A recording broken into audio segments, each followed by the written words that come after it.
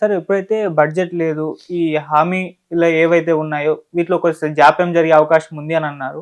అటు కేటీఆర్ గారేమో 100 డేస్‌లో మీరు ఈ హామీలు గాని ప్రవేశపెట్టకపోతే ప్రజాక్షేత్రంలో మిమ్మల్ని నిల్చోబెడతామని చెప్పేసి ఒక కామెంట్ చేశారు. ఈవెన్ ఆయన మీరు అమలు చేయలేనటువంటి హామీలే ఇచ్చారని కూడా ఆయన ఒక కామెంట్ అయితే చేశారు. దీనిపైన మీ ఒపీనియన్? అంటే ఇప్పుడు ఆయనేమో హామీలు అమలు చేయలేదంటాడు. హ్మ్. ఈయనేమంటే నువ్వు 6,00,000 కోట్లు అప్పు చేసావు. అవును. ఈ అప్పు ఎట్లా తీద్దాం అనుకున్నావు? నువ్వు మార్గం ఏంటో చెప్పొస్తుంది. ఇవాళ అప్పులు తెచ్చేది మా మీద పడింది. వైట్ పేపర్ అంటే అదే కదా. వైట్ పేపర్ వాళ్ళు చెప్పిందంటే నువ్వు ఇన్ని లక్షల కోట్లు ఇంత ఇంట్రెస్ట్ మొత్తం బడ్జెట్లో 20-25% వడ్డీకే పోతున్నది. హ్మ్. అంటే మీకు 3 లక్షల బడ్జెట్ ఉందంటే దాంట్లో మీకు దాదాపు 1,00,000 కోట్ల బడ్జెట్ నీకు వడ్డీకే పోతున్నది. నువ్వు ఎందుకు ఇలా చేసావు?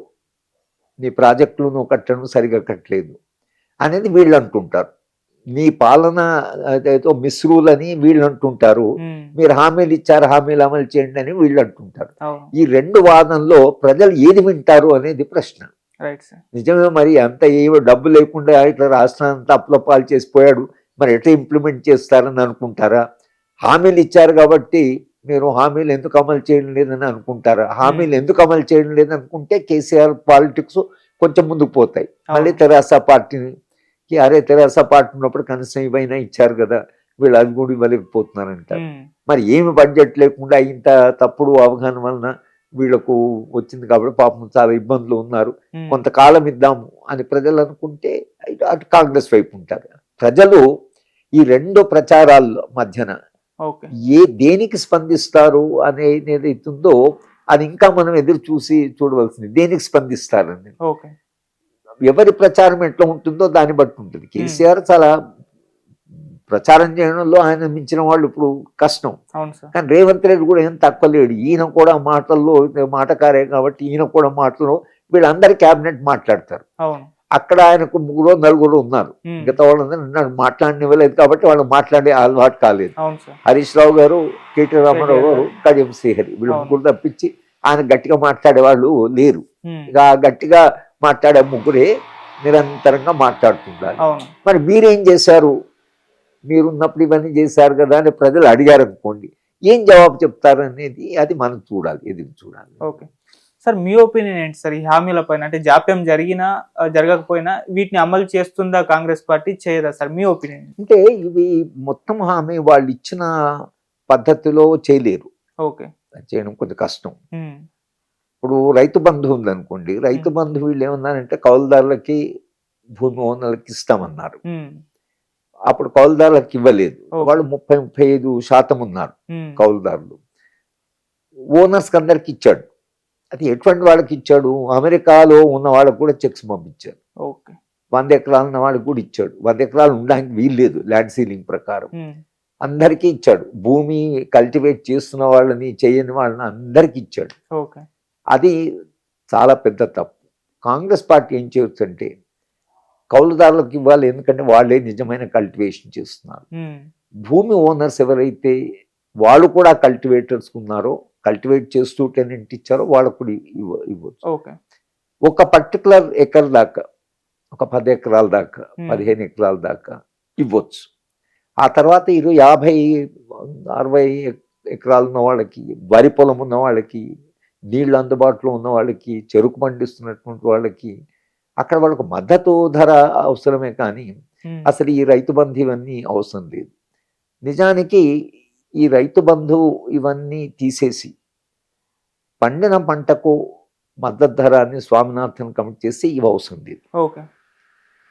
పంటలకు ధర పెరిగింది అనుకోండి మార్కెట్లో, ఈ సప్లై అండ్ డిమాండ్ దీంట్లో, అప్పుడు ఈ బంధు లేకున్నా రైతుకు తన స్వంత ఆదాయం వస్తే అప్పుడు కూడా వాళ్ళకి ఇంత బాధ ఉండదు. కనుక ఈ రైతు బంధు పథకాన్ని ఎట్లా రిఫార్మ్ చేస్తారు? ఇట్లా దుబారా జరిగింది.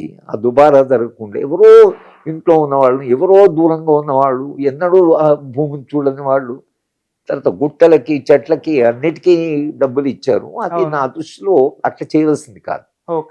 చాలా జాగ్రత్తగా ఎవరు డిజర్వింగ్, ఎవరికి ఇస్తే వాళ్ళకి కాస్త వాళ్ళకు ఒక రిలీఫ్ ఉంటుంది అని ఆలోచించుకొని చేశారు. కాబట్టి అన్ని స్కీమ్స్ను కూడా నేను అనుకోవడము ఆయన ఇవి కొంత ప్రూవ్ చేసి, కొంత రేషనల్గా, కొంత రీజనబుల్గా వాళ్ళు కాంగ్రెస్ పార్టీ ఇస్తారనుకుంటాం. కానీ మొత్తంగా ఆయన ఇచ్చినట్టుగా అమెరికాలో ఉన్నవాడు కూడా చెక్కులు పంపించేటువంటి విధానము వీళ్ళు ఇవ్వలేరు. అది రిసోర్సెస్ లేవు.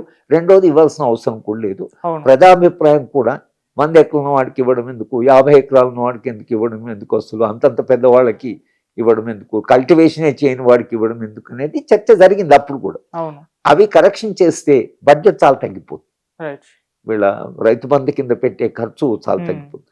అలాగే ఇరిగేషన్ మీద కూడా వాళ్ళు ఏదైతే విపరీతంగా ఖర్చు పెట్టారో ఆ ఇరిగేషన్ మీద ఖర్చు రేషనలైజ్ చేసి మనము ఎక్స్పర్ట్స్ని పెట్టుకొని వాళ్ళ చేత మాట్లాడి Hmm. దీన్ని ఎట్లా ఎకానమైజ్ చేయాలి అని ఒకవేళ ఆలోచిస్తే, అలాగే దళిత బంధు కూడా కొన్ని ఒక గ్రామానికి లేకపోతే ఒక 10 మంది దళితులకు కలిపి ఒక కోఆపరేటివ్ లాగా వాళ్ళందరికీ ఇస్తే, ప్రతి వాళ్ళకు రైతు బంధు అంటే ఇప్పుడు ఏమైపోయింది, మీకు ఈ దళిత బంధు ఒక ఇంట్లో 4 ఉన్నారు, ఇంటికి ఒక్కరికి ఇచ్చారు, ఓ పెద్ద కొడుకు ఇచ్చారు, మిగతా అందరూ గొడవ పడుతున్నారు, వాళ్ళందరూ ఓట్లు వీళ్ళకు వ్యతిరేకంగానే వేశారు, వాడు ఒక్కడికి ఇచ్చాడు మాకు ఇవ్వలేదని.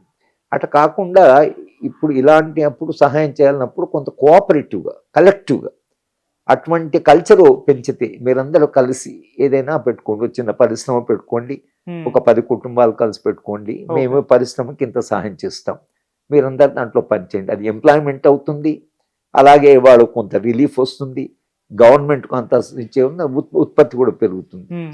ఎక్కడో ఒక చోట ఈ స్కీమ్స్ను రీడిజైన్ దళితులకు తప్పకుండా చెయ్యాలి. అవును. ఎందుకంటే వాళ్ళు జీవితంలో వేలాది సంవత్సరాలు సఫర్ అయింది కాబట్టి తప్పకుండా చేయాలి.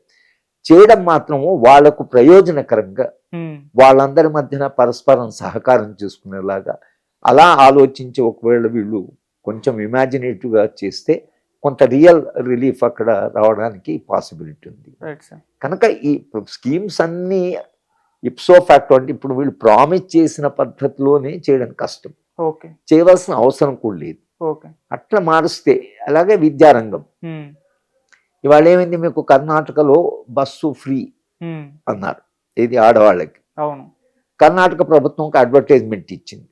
ఎవరు ఈ ప్రయోజనం పొందిన వాళ్ళు ఒక మహిళను అడిగారు, అమ్మ మీకు బస్సులో ఫ్రీ ఇచ్చారంటే బాగుంది, బస్సులో నేను టికెట్ ఇచ్చే డబ్బులు మా పిల్లల ఫీజు కడుతున్నా అంటే ఏమైంది, విద్యారంగంలో మీరు ప్రైవేటైజ్ చేసి Hmm. విపరీతంగా ఫీజులు పెంచడం వలన ఇక్కడ మీకు ఒక సబ్సిడీ ఇస్తే, ఒక సహాయం చేస్తే అది అక్కడ ప్రైవేట్ వాడికి పోతుంది.